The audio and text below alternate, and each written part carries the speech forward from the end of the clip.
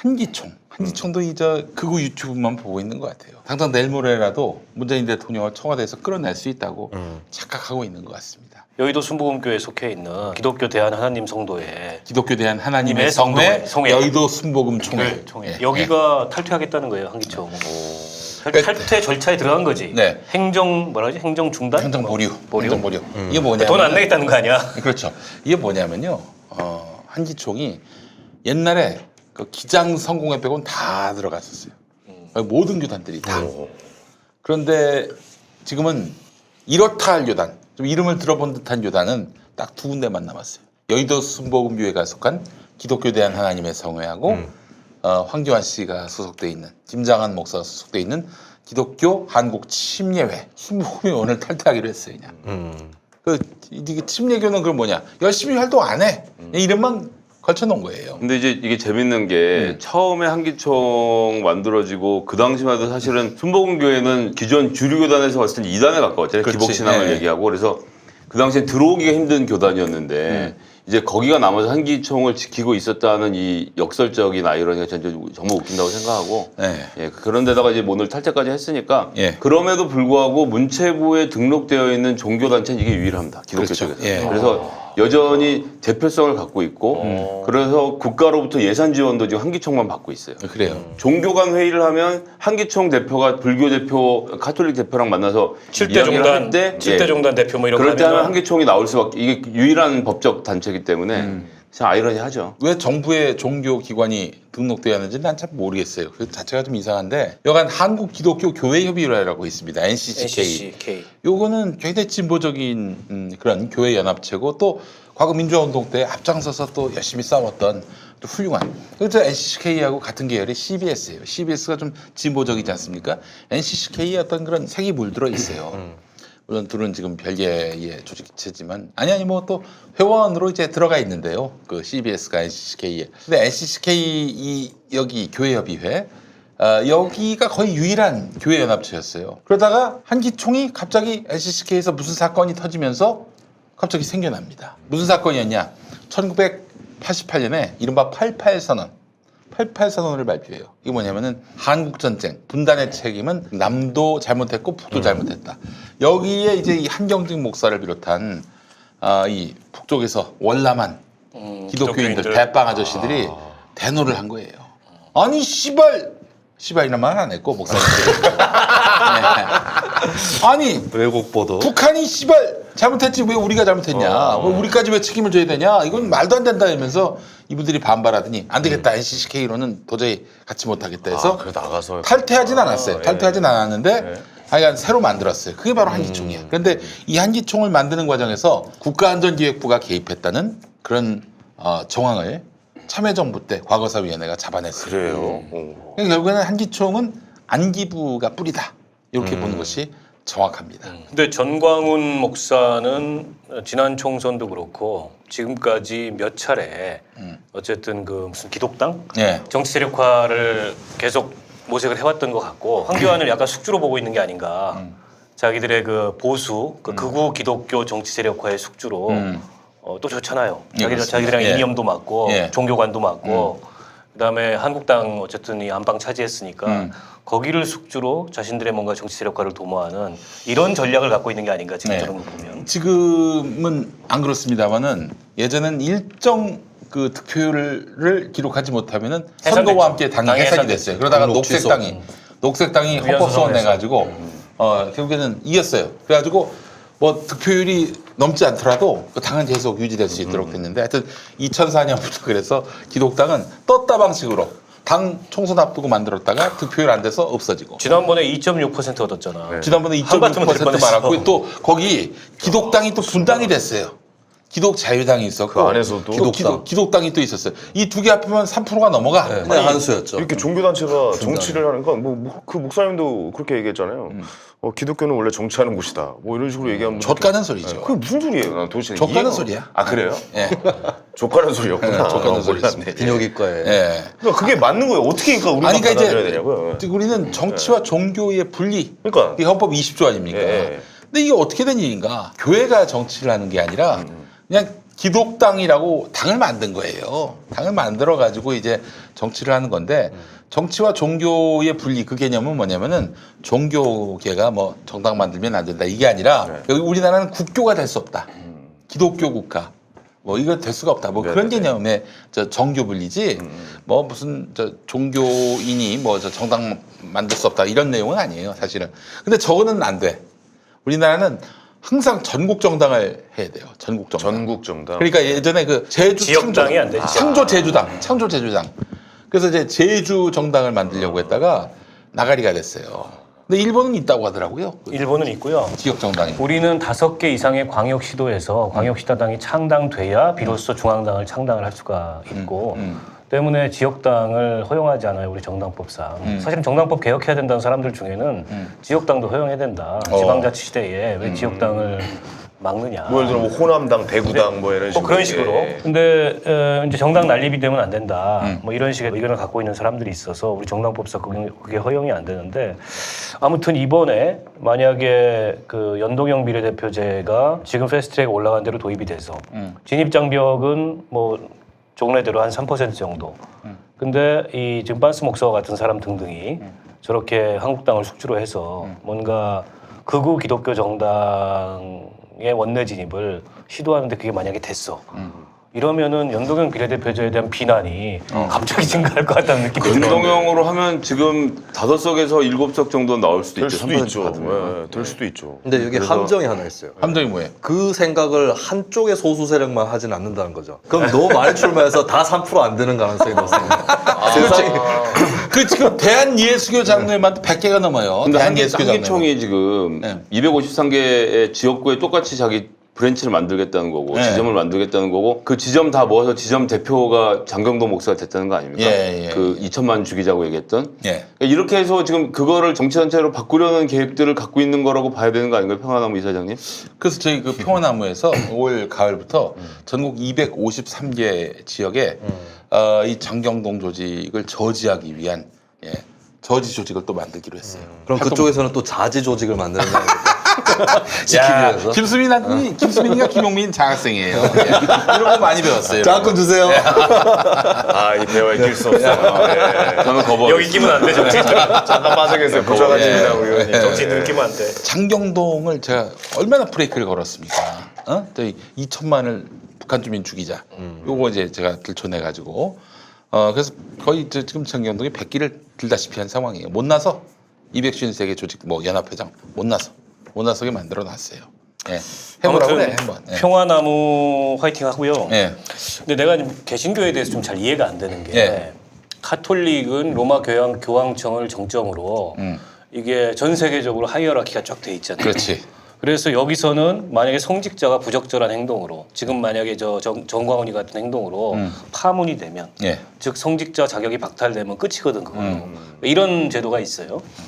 그리고 불교도 있어요. 불교도 각 종단이 있잖아. 조계종을 비롯해서 천태종, 태고종 뭐 기타 등등의 종단이 있는데 이 종단에서 종적 박탈, 성적 박탈 이런 아주 강한 규제가 있어요. 그러면 본인이 스님인 척 행세를 하고 다녀도 사실상 스님이 아닌 거예요. 종단에 적이 없으니까. 근데 개신교는 그런 게 없다며. 개신교는 중앙 조직이 없어요. 뭐 한기총이 그 역할을 하고 싶어 하는데 되나? 기장에서 파문할 수 있지 않아요? 기장 같은 데는 좀 진보적인 교단이어서 기장은 가능해요? 네, 가능하죠. 어디 가서 교회도 개척 못하고? 그러면 파문을 기장 당하면? 이름 갖고 못하지. 기장 이름은 뭐 기독교 못하고. 장로의 목사는 안 되는 거죠. 보통은 다른 교단으로 옮기면서 그 교단이 요구하는 공부를 하고 시험을 합격해야 또 그쪽 자격증을 따는 거니까. 대부분 다 교회가 힘이 세면요. 그러니까 교인 수가 많고 일주일에 들어오는 헌금 액수가 많으면은 다 그 앞에 무릎을 꿇습니다. 돈이 대빵이라는 얘기네. 오정현이라는 사람 미국에서 목사 안수를 받았다. 목사 자격 취득했다.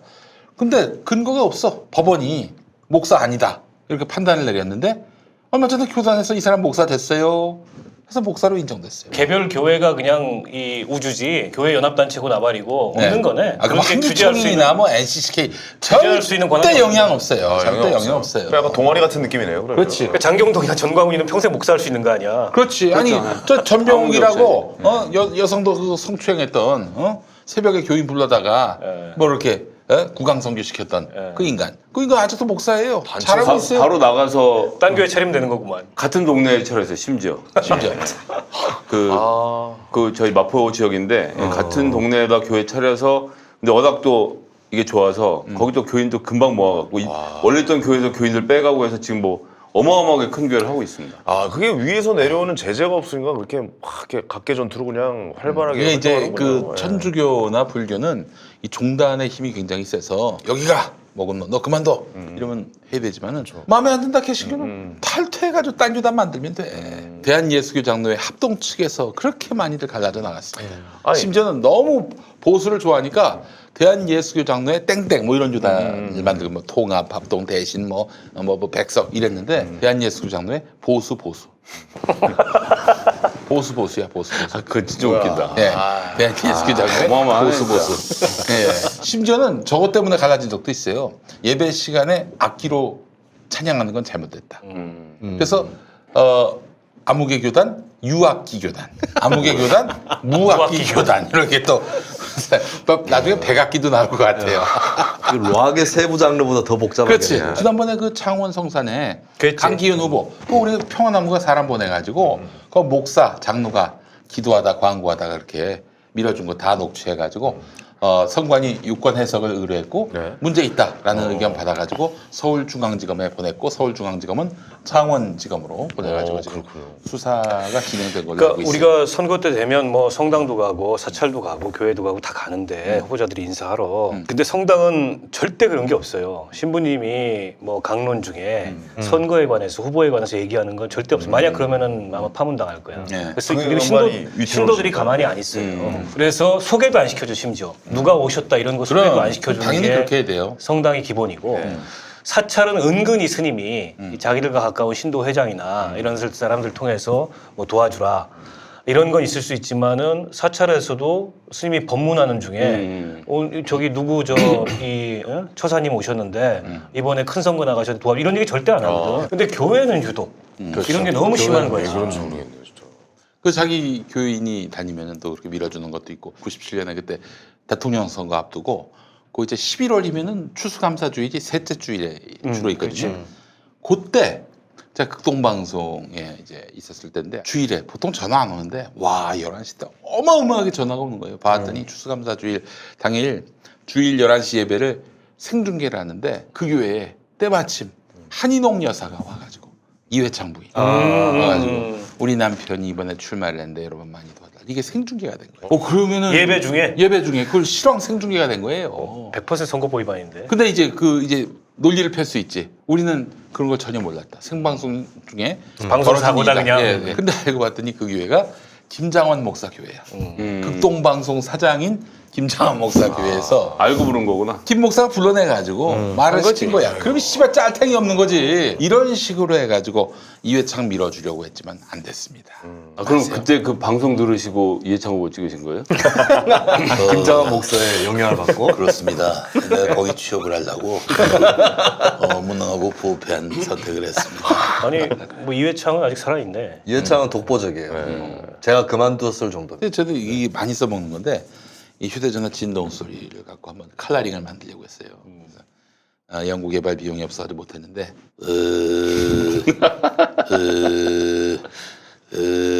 뭐 이런 거라든지 이거 98년도에 제가 갔는데 박성호 씨가 했어요.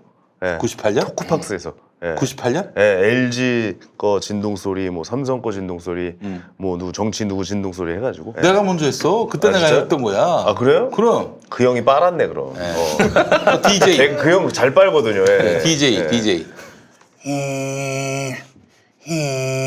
이런 거. 예. 뭐 쉬면서 썸매가 다 했던 거고. 이 새끼 황교안 쳤어요. 알고 봤더니 이 새끼. 오늘 저기 빤스가 저기 기자회견을 했는데 우리 평화나무의 그 센터장이 가가지고 이제 막 질문하다가 내 동댕이 쳐졌어요. 아 정말? 네. 아, 그 사람이 그 사람이. 신도들한테. 예. 근데 오늘 기자회견에 이재호 전 의원이 동석을 했다 그러더라고요. 이재호하고 송영선하고 또 송영선이가 그 저 빤스 교회 다녀요. 교인이에요. 그리고 저기 김문수하고 같이? 김무성하고. 아니 그러면 뭐 송영선은 이해가 되는데 아니 이재호 전 의원은 왜 거기 가가지고 그 빤스 서포터즈를 해주고 아니 난 이해가 안 되는데. 이재호도 집사인가 그래요. 집사. 아무리 집사여도 그렇지 그 양반 그래도 좀 이성이 있는 사람인데 네. 4대강 보면 이성은 그러면 저 빤스의 배우는 MB인가? 아니 그러진 않을 거예요. 근데 저희가 모 기업인 걸로 지금 추정하고 쫓고 있어요. 기업이요? 기업이요? 예. 빤스의 배우? 빤스의 배우. 예. 스폰서가 있다? 스폰서가 있어 보여요. 저 S입니까? 예? S 쪽입니까? S. S가 그렇게 수준 낮은 아 그러진 않을 것 같아 SB입니다. 빤스의 약간 농담입니다. 농담입니다. 반응법이요. 그 저기 빤스가 작년 11월에 한 얘기를 들었는데 예전에 그 전라도는 빨갱이다 뭐 그런 비슷한 말을 했었어요. 그래서 뭐 지역 차별 발언 그랬었는데 작년 11월에는 또 달라졌어. 전라도가 다 그런 쪽인 줄 알았는데 아니다. 전라도도 다 우리 편이다. 이런 얘기를 하더라고. 그러니까 지금 국민들의 한 80에서 90%가 다 자기를 지지하고 있다. 당연히 그런 자신감 속에서 이제 문재인은 60대 성도를 앞세워도 끌어내진다. 아무도 지지하지 않기 때문에 왜냐? 그거 유튜브만 보면은 대세는 여론은 다 그냥 자기들 편인 걸로 보이는 거예요. 또 그런 착시 효과를 또 가능하게 한 게 뭐냐면은 야, 나 홍준표 그 저기 유튜브 보고 놀랐어요. 뭐 그냥 슈퍼챗에 50만 원 이하가 없어. 또 제가 아는 어떤 분이 있는데 또 이 분야의 또 전문가예요. 뭐 유튜브 전문가라기보다는 이런 보수 우익 쪽에서의 어떤 사람 동원하는 거라든지 이런 것들에 대해서 부처님 손바닥 보듯이 보는 분인데 처음에 막 50만 원 뭐 이렇게 막 쏘는 것들이 대기업에서 이쪽이 활성화돼야 되겠다라는 강력한 의지를 갖고 있는 사람들이 밑밥 차원에서 막 쏜다는 거야. 그러면은 오 나도 올려야 되겠나 하면서 막 여기저기서 그냥 올린다는 거죠. 우리가 이렇게까지 얘기했는데 안 올라와. 김원봉 논란. 김원봉 논란. 이건 내가 봤을 땐 말이죠. 밀리면 안 된다고 봅니다. 기왕 논란된 거 추진하는 거예요. 씨발. 뭘 추진해 서운 주는 거예요. 그거는 말려드는 거고요. 제가 봤을 때는 서울은 법으로 안 되는 걸로 이미 정리가 돼 있어서 오히려 법원에서 바꿨죠. 히트앤드런 하면 되는 게 서운 얘기하면 오히려 말려드는 거고 아, 그래? 서운이라는 거는 사람 한 명을 보고 뭐 주자 말자를 판단하는 게 아니라 가이드라인이 있는 건데 사실은 지금 역사학계에서 서운 그러니까 문 대통령에 대해서는 비토 여론이 없어요. 왜냐하면 문 대통령이 서운 준다는 얘기는 아니기 때문에 역사학계에서 좀 화내시는 분들이 많은데 왜냐하면 좌익 계열 독립운동가에게 서운을 더 주기 위해서 노력해왔고 그 반대급부로 북한에 올라가서 북한 정권 수립한 사람 아니면 좌익 계열을 확대해서 주자라고 해서 지금까지 왔는데 다시 그 선을 움직이려고 하면 어떡하냐. 지금 걸려든 거는 제가 봤을 때 조선일보 등등이 걸려들었어요. 아, 그래요? 예, 지금 서운을 주고 안 주고 중요한 게 아닙니다. 이제 나는 뭐 이미 어느 정도 지나갔어요 이거 뭐 가지고 오래 얘기할 문제는 아니고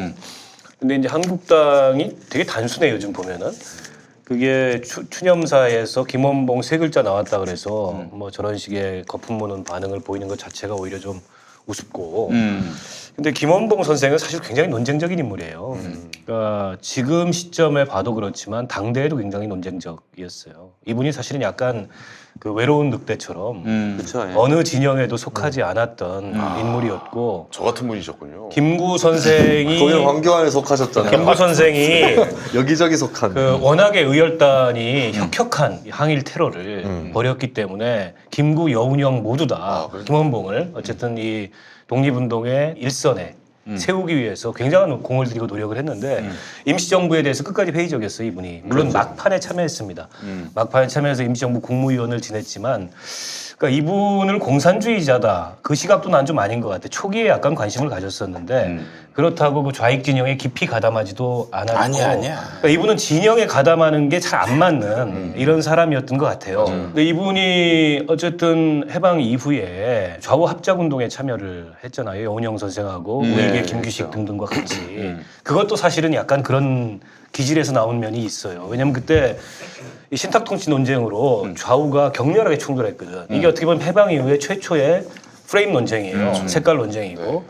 근데 여기서 이걸 좀 벗어나고자 하는 시도가 좌우 합작 운동이었는데 거기에 참여했다가 보니까는 여운형 선생이 죽네. 자기가 존경하고 아유. 따르고자 했던 암살을 당하네. 이거 나도 이러다가는 죽겠다. 이 위기감을 느낀 데다가 노독수리한테 좀 봉변도 당하고 아유. 그러니까 휙 올라가 버린 거예요. 근데 거기 가서도 조선노동당에 끝까지 가입을 안 했어. 아 그래요? 조선노동 당원이 아니었어요. 다른 당 당원이었어요. 그렇구나. 왜냐면 숙청될 저분이 때도 나중에 숙청됩니다. 봐봐요. 화요파도 저기 아니야. 저 예남파도 아니야. 그리고 소련파도 아니야. 김일성 항일무투 그룹도 아니야. 어디에도 속하지 않는 약간의 아싸였어요. 그러니까 개인으로 보면은 본인의 그런 기질과 이 성향으로 인해서 어디에도 이렇게 주류를 섞이지 못했던 굉장히 논쟁적인 인물인데 코미디계 김원봉이네. 저는 진짜 그렇게 얘기할 수 있어요. 워낙에 사실은 항일 운동에서 이분이 끼친 영향과 공로와 또 이 아주 원칙적인 이런 면모와 이런 것들이 높기 때문에 우리가 그 방송 때 얘기했지만 현상금이 김부 선생이 몇 배 했다는 거 아니야 당시에. 그 의열단 단장. 아 김부 선생? 어. 아, 김부 선. 나도 김부선 김부 선생이. 나도 왜 나도 그렇게 들었지? 그분 이름을 왜 갑자기 여기서 꺼내? 어지러워. 그래서 사실은 저분에 대해서 뭐 나는 문 대통령이 약간 각별한 부채의식 같은 걸 갖고 있는 것 같아요. 아 그렇습니다. 내가 보니까. 그래서 영화 암살 그 끝나고도 그런 언급을 했어요. 영화 암살에서 저도 처음 그분을 접했거든요. 예, 맞아요. 이번에도 예. 또 그 언급을 했는데 서운 문제는 뭐 지금 현재 기준으로 안 되니까 거기까지 논란을 끌고 갈 필요는 없을 것 같고요. 나는 그냥 이 논쟁은 여기서 그냥 끝내는 게 좋겠다. 밀양도 보면 밀양시장이 자유한국당 사람이거든요. 그런데 2016년 11월에 13억을 책정을 해서 김원봉 생가를 사들이고요. 거기다 박물관을 지었어요. 의열박물관을 짓고 이 독립운동의 성지를 만들겠다고 얘기한 게 자유한국당 사람들이에요. 그래서 이번 일로 이 김원봉 논란으로 자유한국당, 그러니까 경남 특히 밀양 분들이 굉장히 마음의 상처를 많이 받았을 거로 그래요? 그렇게 느껴지는데 어떻게 보십니까? 맞습니다. 경남 전문가. 이게 되게 묘한 건데 6월 6일 추념사가 있었잖아요. 그 전날 환경의 날 6월 5일에 문재인 대통령이 경남을 갑니다. 이렇게 가가지고 그날 환경의 날이기 때문에 각별한 메시지가 있어요. 수소 버스 시승식도 하고 지금 부산 경남 사실 민주당 비상이거든요. 네, 근데 저는 이거 경남 지역 전략도 깔려 있었다고 봐요. 문재인 대통령이 김원봉을 던진 그리고 본인은 어차피 스웨덴, 핀란드, 노르웨이 가시니까. 갔다 오시면 되는 거고 서운 주자고도 안 했습니다. 근데 지금 제가 장담하는 게 밀양에서는 지금 자유한국당에 대한 여론은 악화될 수밖에 없어요. 예, 제가 예를 들면 제가 구미에서 지역 언론들한테 다구리를 먹을 뻔한 적이 있어요. 뭐 자기들 모임에 와가지고 너 왜 박정희 기념사업 반대하냐고. 근데 제가 박정희 형을 기념해야 된다고 생각한다. 박상희. 예. 근데 아무도 이론을 달지 않았어요. 지역 언론 그 사람은 사상적으로 문제가 있지 않나 이런 얘기 아무도 안 해요. 해야 된다고. 그러니까 자기 지역 사람은 기념해야 된다는 정서들이 전국 어디에나 있고 밀양에도 그게 있기 때문에 의열박물관이 생긴 거거든요. 제가 봤을 때는 밀양을 위시한 몇몇 지역 경남 쪽에서 자유한국당이 김원봉으로 계속 물고 늘어지면 지지율 떨어질 거라고 봅니다. 그래요. 그렇게도 평가를 하시는 이미 대통령은 서운은 아니다라고 빠졌어요. 그러니까 청와대에서 발표했었죠. 히트앤드런입니다 이거는. 교학사 역사 교과서에 기술된 내용을 보면 문 대통령이 추념사에서 얘기했던 내용이 그대로 기술돼 있다는 거예요. 교학사 교과서에. 그 국정교과서로 채택하려고 했던 그 단일 역사 교과서에 자기들도 그렇게 얘기해 놓고서 이제 와가지고 아주 색깔 논쟁하는 게 말이 되냐 이런 이제 되치기를 계속 작전을 잘 짰는데. 계속 당하고 있고 네. 황교안이가 백선엽을 찾아갔잖아요. 아 이거는 진짜 개똥벌인 것 같아요. 악수 중에 최악수를. 최악수를 뒀는데 사실은 제대로 된 뿌리를 찾아간 건 맞아. 맞죠. 대한민국 국군이 우리가 좀 긍정적으로 역사를 해석하기 위해서 이 조선광복군이 대한민국 국군에 섞여 있었던 건 맞아요. 창설할 때. 그러나 대한민국 국군의 주류는 다수는 이 일본군과 만주군 출신의 엘리트 장교들이 대한민국 국군의 기반이었어요. 사실은 굉장히 친일 군대에서 출발을 했고 그 이후에 뭐 여러 형태의 혼란이 있었어요. 군대 내에서. 그 과정에 뭐 그 여순반란 사건도 일어나고 그치. 낙로당 사건도 일어나고 뭐 1차 숙군, 2차 숙군, 3차 숙군 이런 여러 이제 군대의 혼란이 있었는데 대한민국 군대의 친일 본색이 그나마 덜 알려졌던 거는 친일 경찰 때문이야. 이게 더 극악했기 때문에 친일 경찰에서는 치를 떨었는데 상대적으로 군대의 친일 본색은 좀 덜 알려졌는데 사실은 백선엽 같은 사람, 박정희 같은 사람이 대한민국 국군의 주류였죠. 그런 사람들이 중심이 된 군사영화학교가 뿌리였어요. 대한민국 국군에. 그런 면에서 보면 번지수는 제대로 찾아갔는데 결국에는 본인들의 뿌리는 친일이라는 것을 만천하에 공개해버린 거지. 근데 이제 거기서 또 웃기는 건 뭐냐면 끝나고 나서 백선엽 친일 논쟁이 있는데 거기에 대해서 어떻게 생각하냐는 기자의 질문에 그 황교안 대표가 그건 잘 몰랐다. 아, 나 그냥 깜짝 놀랐어요. 그러니까 알수스 은근히 많이 한다니까요. 국군 어떤 그 정신적 아버지 이렇게 이런 의미로 어르신이기 때문에 찾아갔는데. 라고 얘기하니까 이렇게 질문하니까 아 그런 점은 잘 몰랐는데 그렇게 부정적으로는 볼 일이 아니다 이런 식으로 얘기를 하더라고요. 근데 그게 세상에 모르는 일이 너무 많은 사람이에요, 이 사람은. 그러니까 정치를 하기에는 분리하면 다 모른다 그래. 예. 아, 근데 저는 분리하면 모르는 건지 아니면 진짜로 모르는 건지 약간 걱정이 되는 지경인 거예요. 그러니까 안철수 대표가 옛날에 나와서 자기 이효리 모른다. 그리고 이제 뭐 하여튼 모르는 게 몇 개 있었어요. 아 그리고 그때 그 안철수를 도왔던 그 저기 멘토가 누구였죠? 그 시골의사. 아니 시골에서 박경채 말고 그 나이가 윤여준. 윤여준이 이제 그 전두환 때 그 청와대에서 행정관으로 근무했던 공보관 근무했던 경력이 논란이 되니까 안철수가 뭐라고 하냐면 내가 3개월 전까지 윤여준이라는 사람이 누군지 몰랐다. 야, 그러니까 무덤 파구나. 그 여의도에 조금이라도 아는 사람 윤여준이 누군지 아는데 안철수 그것도 몰랐고 근데 전 이 DNA가 황교안한테도 그대로 있는 게 그래서 전 욕을 하자는 게 아니라 공안 검사로서 자기를 정말 열심히 하고 거기에 집중해 있고 신앙생활 열심히 해서 그거 외엔 정말 모르는 거예요. 백선엽이 누군지도 모르는 거고 그다음에 지금까지 나왔던 해명들이 저는 그럴 수 있어. 진심일 수도 있다. 그러니까 모르는 게 당당해. 모르는 게 당당해. 국가 지도자가 되는 사람이 모르는 거에 대해서 부끄러워야 하는데 모르는 게 당당해. 아, 이효를 모르면 부끄러워야 되는 거 아닙니까? 아니 사실? 그것도 그렇고 토크 콘서트에서 내가 진행자잖아요. 그럼 날 보면 이렇게 악수하시면서 그 어느 정도 웬만하면 검색해서 알잖아요. 근데 저를 딱 보고 그랬다가 우리가 본 적이 있나요? 그러니까 어디서 TV에서 나 한번 지나치면서 보긴 본 거야. 근데 기억이 안 나는 거겠죠. 약간 그러니까 그냥 진짜 못 알아봤고 삐지셨거나 지금. 아니요 전혀 그런 건 아니고 차도 안 주고. 이런 차도 연애 안 주고, 이쪽에 진짜. 뭐 진짜 뭐 관심이 없는 거죠 이런 거는 뭐 아예 잘 모르는 아니 거예요. 내가 좀 방송사 고위 관계자 말을 들었는데 안철수 씨가 무슨 예능 프로에 한번 나온 적이 있었대요. 그러니까 어딘지는 제가 얘기 안 힐링 하겠는데 캠프. 저기 이제 사전에 원고를 주잖아요. 대본을 딱 받고 자기 이제 답을 쓸 거 아니야. 근데 대본대로 안 하잖아요, 사실. 그리고 안 예능 하죠. 프로가 무슨 대본대로 해. 전혀 안 하죠. 근데 이 양반은 예. 대본에다가 저기다가 답을 쓰고 이걸 토시 하나 빼지 않고 다 외우고 나왔대. 다 외우고 공부하시구나. 나왔대. 정말 노력해서 다 외워갖고 나온 거거든. 근데 안 물어봐. 근데 안 물어본다든지 막 문제를 비튼다든지 이러면은 잘 모르겠습니다. 이러는 거야. 이게 당당해. 그만 좀 괴롭히십시오. 그만 좀 괴롭히십시오. 아우 실망입니다. 그때는 거기까지는 안 갔지. 예. 그 단계까지 가면은 이제 그 딸딸 배워서 나온다는 거야. 딸딸. 머리가 그러니까 이게 그 토론에서도 나온 게 제가 MB 아바타입니까 이것도 그러니까 자기가 외우는 대로 나온 거예요 그게 그러니까 뭐 누가 뭔가 이렇게 써줬겠지 그거를 오랜만에 왜 안철수 얘기를 우리가 하고 있습니까? 황교안 궁금하지 공통점. 그 안철수가 그래서 그 연출장가 하여튼 봤대요. 그 저기들이 준비해온 원고하고 멘트. 와 진짜 하하하까지 똑같이 해가지고 왔다는 거예요. 혼자도 틀림없이.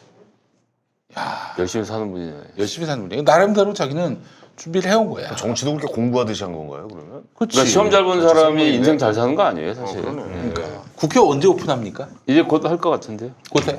한국당이 돌아온답니까? 한다고요? 나경원 원내대표는 국회가 열려야 본인이 스포트라이트를 더 많이 받아요. 그렇지. 황교안은 아니고. 지금 이 정도까지 밀려와서는 사실은 자유한국당의 책임이 더 크다라는 국민 여론이 자꾸 일기 때문에 이 정도 하고는 이제 들어와야죠. 그리고 추경이 어쨌든 편성이 돼야 그거 갖고 총선 때 자기 동네에다 프랭카드 붙이거든요. 다들. 그건 뭐 어느 당이든 상관없이 하는 거기 때문에 견딜 수 있는 임계점까지 다 견뎠다고 생각하고 합의도 거의 돼 가고 있어서 아마 이 방송이 녹화본으로 올라갈 때쯤은 국회 개헌 얘기가 나오고 있지 않을까 싶습니다.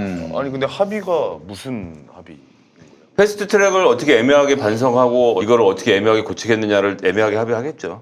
그래서 이걸 보고 이제 답답해하시는 우리 청취자분들 많으실 텐데 정치는 일방이 하는 게 아니거든요. 그래서 어쩔 수 없이 타협하고 협잡하고 하는 겁니다. 그래서 그 과정이 싫으실 수밖에 없다는 걸 잘 알지만 뭐 내부에서의 입장이 또 그런 게 있어서 서로 합일점을 찾아서 한 발 또 나가고 법안 하나 통과시키고 이러는 것이 또 조금씩 전진을 이뤄가는 거니까 그런 점을 좀 같이 고려해 주시면 어떨까. 뭐 맞는데 나는 기본 전략이 이 자유한국당이 가급적 국회를 안 하는 이런 기본 전략을 갖고 있다고 있죠, 봐요. 예. 그래서 내년 총선 전까지 어쨌든 문재인 정부가 어떤 성과도 내면 안 된다라는 이 기본 전략 하에서 계속 국회를 개판치면 그렇지. 물론 이제 자신들의 중도 확장 가능성 이런 것도 좀 떨어지겠죠. 네. 왜냐하면 뭐 중도층의 어떤 실용적인 이런 스윙 보터들 같은 경우에 아유 씨 뭐 저런 보수가 집권을 할 수 있겠냐 이런 판단도 들겠지만 이게 장기화되면요. 국정 운영에 이 성과가 없다 이런 책임론이 여당 쪽으로도 가요. 그렇죠. 한국당이 노리는 지점은 딱 거기고 네.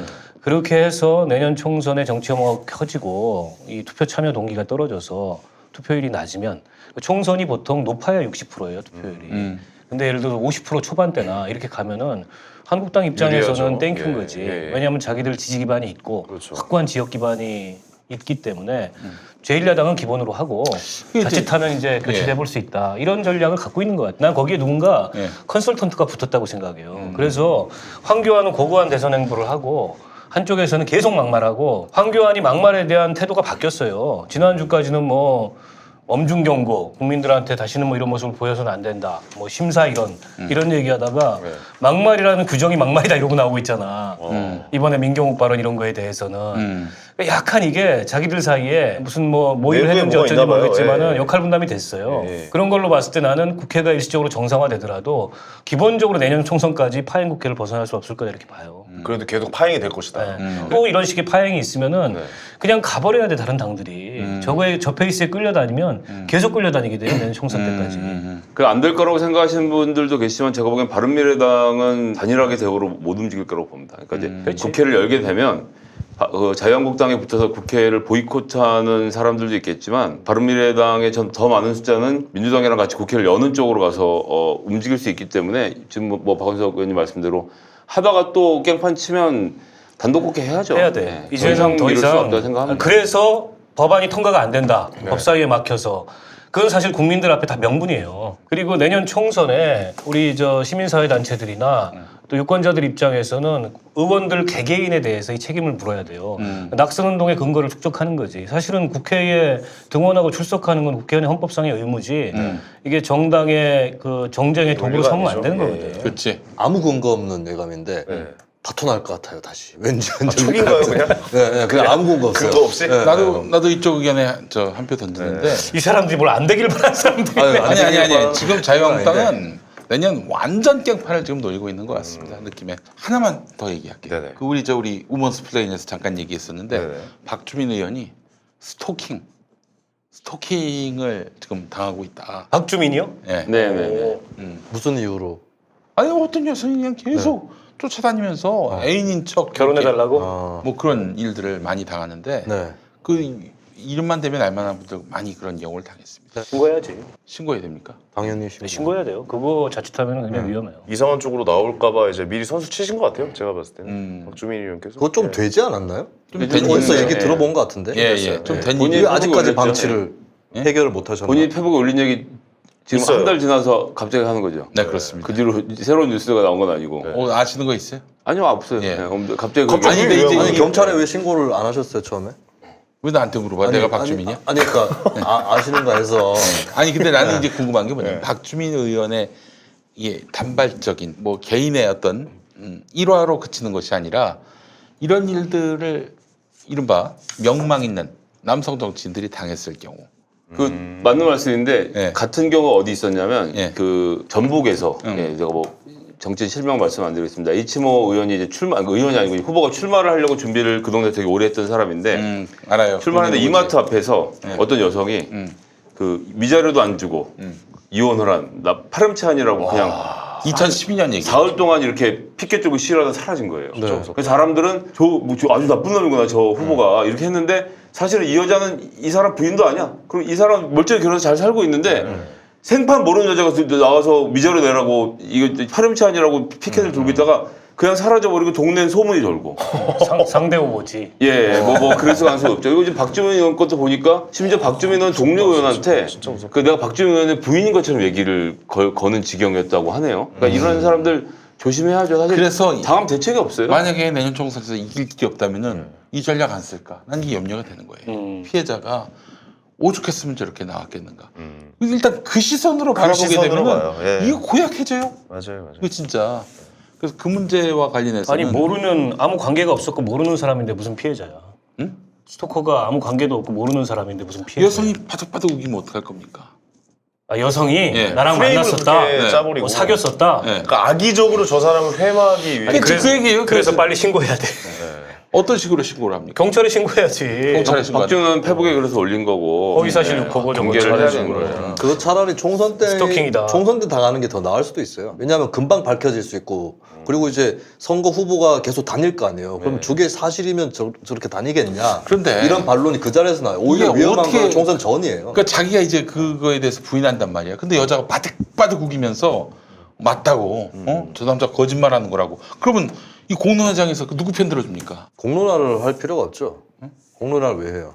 아니 이제 그뭐 이마트 앞에서 들고 서 있는데. 112 신고해야지. 근데 이제 통상의 이런 남녀간의 문제는 증거가 없어요. 일방의 어떤 주장만 사실 그렇게 증거로 채택된 경우가 많다니까. 그러니까 거짓말하는 쪽이 그건 입증해야 되는 거니까. 아니 그러니까 이제 그 얘기를 하는 건데 거짓말하는 쪽에서 입증을 해야 되는 문제가 아니라 지금 현재 구조에서는 여성이 본인이 피해자라고 얘기하면 남성은 변명할 방법이 없어지고 그 순간 매장이 되는 문화가 좀 지나치지 않느냐라는 걱정을 하시는 것 같아요. 예. 신고해야 된다니까요. 근데 이제 저 아니, 박주민 의원이 의아한 게 스토킹이 아니고 예를 들어서 아는 사람이 갑자기 그렇게 태도를 돌변해서 나올 경우는 사실 방법이 없죠. 그렇죠. 밥을 한 끼라도 먹은 사이라고 하면 그 밥 먹을 때 나한테 이렇게 했다라고 말을 하면 그것을 내가 그렇게 하지 않았다는 걸 남자가 입증할 방법이 없으면 여성이 화자로 이야기를 하면 그냥 남자가 유죄를 받는 현재 풍토가 문제가 될 것이다라는 지적을 하시는 것 같아요. 그러니까 여자들이 아니, 그건 얘기하는 법으로 해야죠. 성범죄라는 게 유죄 추정의 원칙이기 때문에 무조건 근데 남자를 그게 가두고. 법에서 유죄 추정이 되는 건 아니니까. 근데 이재명, 김부선은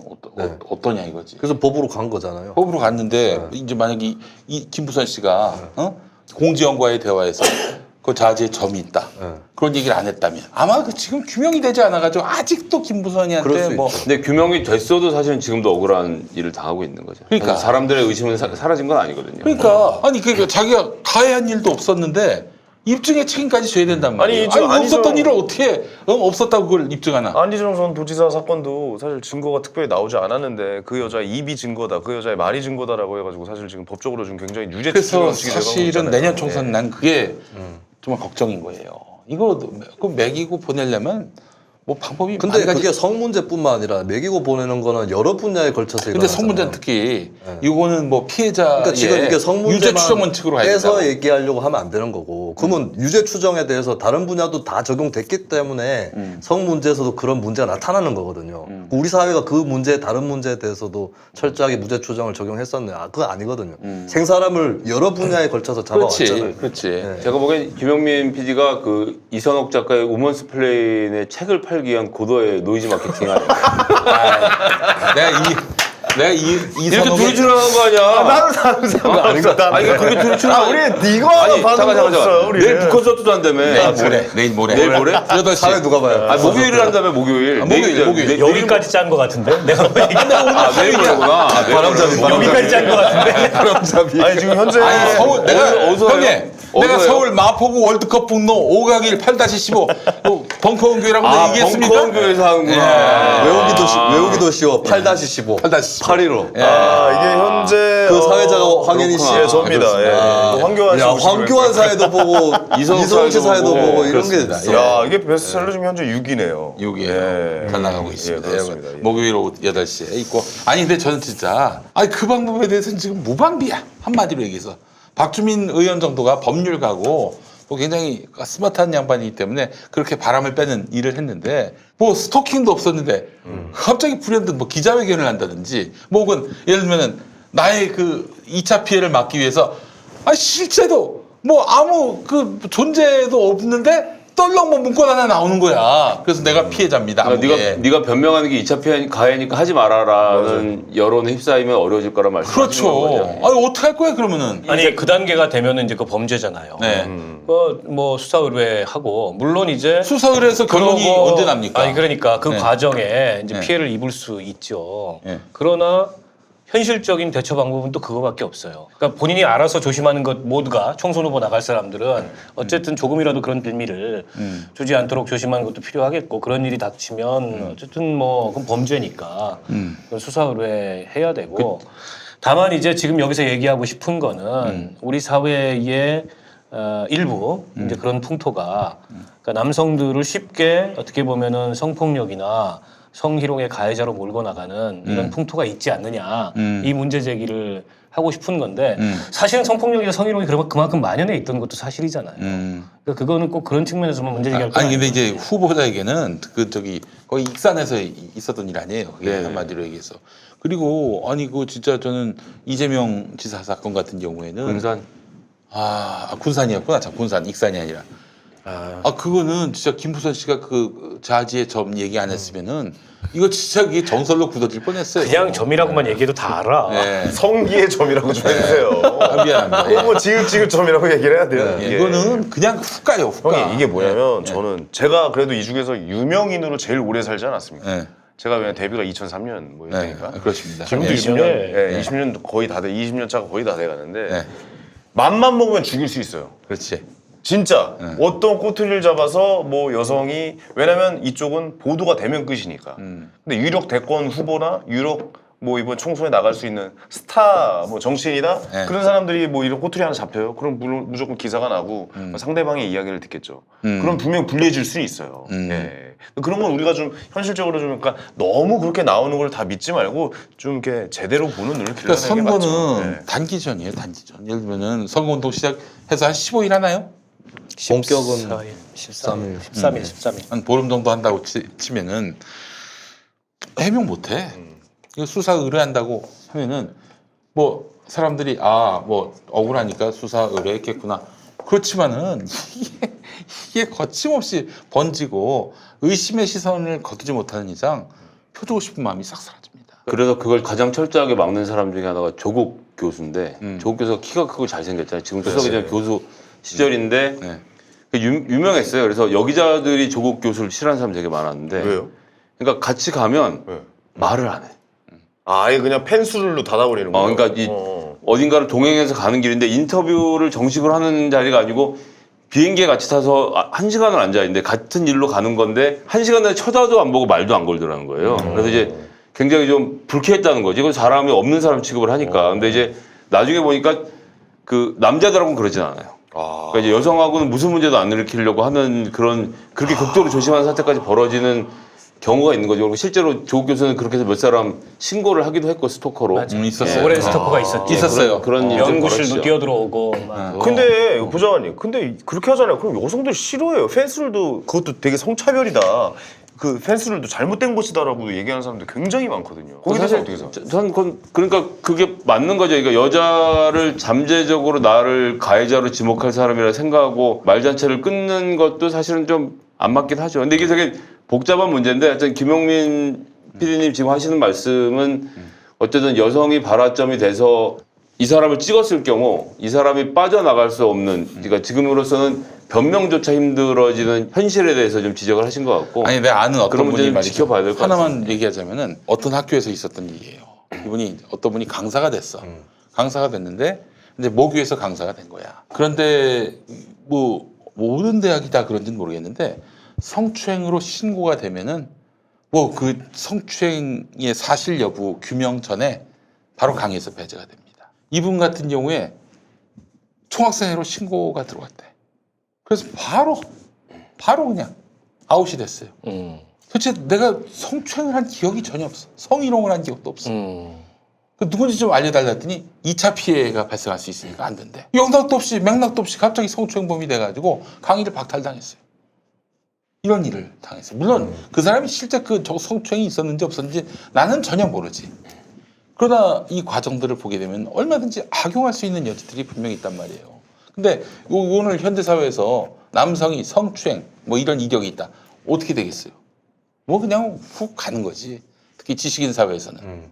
그래서 저는 무슨 뭐 미투는 잘못됐다 뭐 이런 얘기를 하는 건 전혀 아니고 분명히 또 우리 사회에 그런 성억압, 성추행, 성폭력 있었다는 점 또 만연했다는 점 그거 인정하더라도 그러나 앞으로 이를 악용한 범죄 있었어요. 실제로 없었던 게 아니라 이런 것들을 막을 수 있는 장치가 없다면 내년 총선 그들이 마지막 쓸 수 있는 카드가 그게 되지 않을까, 그 무기를 활용하지 않을까 하는 게 제 염려입니다. 그들이 먼저 무너질 것 같은데. 아 그래요? 그 방면에서 그들은 사고를 많이 쳤잖아요 그 동안에. 그래요? 아니 근데 그들을 그렇게 역공작을 하지 않는 이상이야 그거는 뭐 어려운 일 아닙니까? 근데 저는 이 문화는 자업자득이라고 보는 게 솔직히 까놓고 얘기해서 미투선언을 했어요. 어떤 정치인에 대해서. 예. 그 정치인이 자유한국당 소속이다. 예. 그럼 자유한국당 싫어하는 사람들은 그거 기정사실화하고 댓글 달고 그러잖아요. 그렇죠, 사실. 예. 예. 저는 그런 진영 논리의 자업자득이라고 생각하기 때문에 그 자체를 걷어내지 않으면 여기는 해답이 없다. 그것도 걷어내야 된다. 지금까지는 우리 사회가 성폭력이 그냥 묻혔다가도 이제 들춰낸 것도 있고 그 다음에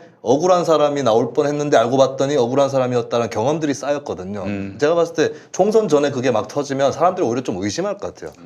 이게 지금 선거를 앞두고 이런 건 아닐까. 그래서 조금은 더 성숙했다고 보기 때문에 예, 그 부분에 대해서 크게 걱정할 필요는 있을까 그런 생각도 좀 듭니다. 근데 요즘에 약간 의심하고 보는 눈이 생겼다라고 생각은 들긴 하더라고요. 예, 댓글도 보고 이러면. 근데 제가 느끼기에는 과거에 더 심했어요. 자 이제 다 마무리할까요? 예, 마무리할까요? 다 아, 예, 다 알겠습니다. 해봤습니다. 예. 분량 채웠나요? 그랬어요. 분량 채웠나요? 그러니까 제가 얘기했잖아요. 할당량 채워. 한탕량 채웠다. 알겠습니다. 예.